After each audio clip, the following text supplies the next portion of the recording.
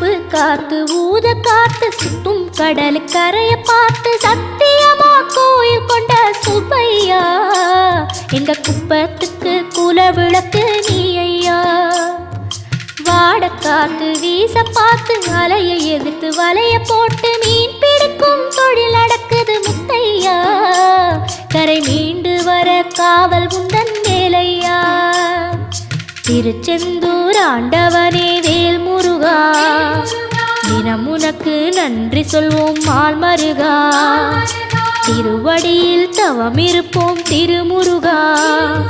தீப்பெழுது நலமெனவே வடிவழகா.